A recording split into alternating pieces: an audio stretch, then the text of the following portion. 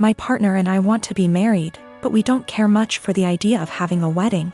We wanted to elope, but my mom has been telling me since I was 16, and had never even had a boyfriend, that she wanted to see me get married and she would basically never forgive me if I eloped. I do like the idea of my family being there to celebrate with us, but I hate the idea of spending money we don't have on this huge party just so that our relationship can change in nothing but name and legal benefits. And for various reasons, it doesn't make sense for us to wait until we can afford a wedding to get married. We wanted to keep it small, preferably under $3,000, which is honestly more than I'd like to spend. But we have to be realistic. We had planned on having it in my in-laws' backyard, but even that was more money and effort than I was willing to put forth. I was stressed and feeling like I was out of options, so one day, I vented to my mom. She seemed really excited about the idea of helping me plan a wedding. It was kind of a red flag when she said, "My mom didn't help me plan my wedding. Let me live vicariously through you." But still, I agreed. She seemed really excited to help me find a venue. I was not excited, because I have not been excited about one single step in the wedding process, and I just want it to be over. About a week later, I found out that this really great park in our city, that my partner loves, does weddings for an extremely small fee. I emailed the event coordinator and found out that the date we want is available.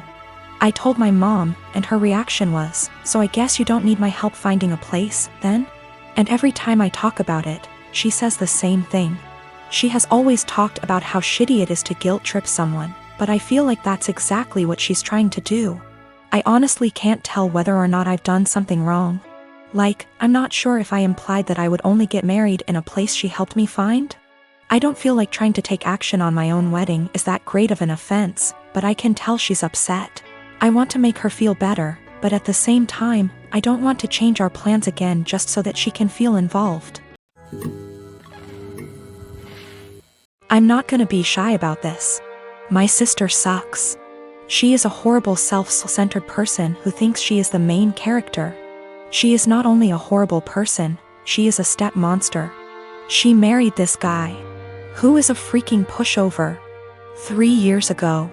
He has 2 children, 10 and 6. My sister constantly complains about them, saying things like the 6-year-old is gross because he sips too loud or has stained clothing. For the love of God, he is 6. That's what a child is supposed to do. And she is so mean to the 10-year-old girl. She acts straight out jealous of her. I've caught her taunting her, that daddy loves my sister more than her. She is horrible. I have straight up called her out, after trying to talk to her like a million times. At Christmas she was saying that I'd be nice to have the kids there, and I said, "Why? You hate them?" This was when everything was almost over and she had been bragging to her friends that her husband had spent more on her than on daughter. A fight ensued. My parents reprimanded me, but my cousins took my side and called her out, noting every moment that they had witnessed her being horrible. Her husband obviously took her side and said that she was a wonderful stepmother and that the kids love her.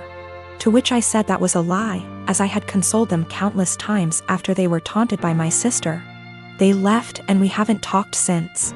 One day I was running errands and run into my step-nephews who were with their mother. I had never met her. And honestly, she is wonderful. We decided to have some coffee. While the kids were playing, she asked me how her children behaved, etc. I said they were wonderful, and then I just spilled the beans on my sister. How awful she was. What I've heard her say to the kids, the inaction of her ex-husband. By the end she was horrified. She said the kids didn't like her, but she always chucked it up to my sister being the new woman in their father's life. She said the kids never really said anything even when she asked. I then told her I was very concerned for the children, as my sister had straight up told the 10-year-old that it would be better if she disappeared from her father's life. Their mother saw red and asked me if I'd be willing to testify. She said that this was unacceptable and she would be taking their father to court again. I said I would recount the events that I witnessed and could ask my cousins who witnessed a lot too. She was very grateful. I asked my cousins who were all willing to recount the events. Word got around to my parents and by extension my sister, and they have been calling me the biggest asshole on the planet who would betray family on a whim. My boyfriend started asking to join me in my girls' night in. Every time I tried to say no, he'd be like, "I have to join or you'll have to cancel." It made me and the girls miserable having to sit there with him in the middle. This past Friday he insisted to join us again. I had enough. I came up with an idea to get him to hate hanging out with us. Made a plan and told the girls what we were going to do, and they were down for OT. The girls came and my boyfriend immediately sat with us and started ruining our conversations by steering them towards him / his work / his achievement. So here's what I did. I started bringing up gross / embarrassing subjects, and the girls were eating them up by talking about them in details. Subjects like sex, periods, his most sensitive spot, cramp diarrhea, hairy legs, fart getting trapped in the vulva and coming out the front, squeezing shit out of our faces, cramp diarrhea, dirty underwear, and again, cramp diarrhea. We talked about this stuff in boring details, like, I could feel his discomfort without even looking at him. But God, when I turned to see why, he got quiet suddenly. He was getting red in the face, and had sweat all over his forehead. I bet he found himself unable to relate to this subject, thus couldn't take part in the conversation. He got up from the couch ready to head out. I looked at him and asked where he was going, and he was like, I just remembered that I have an important meeting with a guy in about 10 minutes and I have to go now. He rushed out telling us to have fun. The girls and I started laughing hysterically. He came home and berated me, saying I made him feel uncomfortable / sick with the horrible subjects I kept bringing. I said, "What you talking about?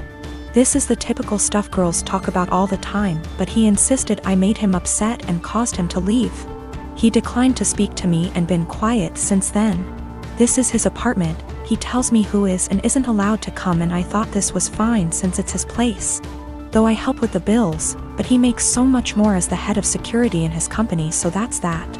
I just can't believe how dense and blind I've been to his negative ways. He's still giving me the silent treatment, and I've decided it's just a lot to take.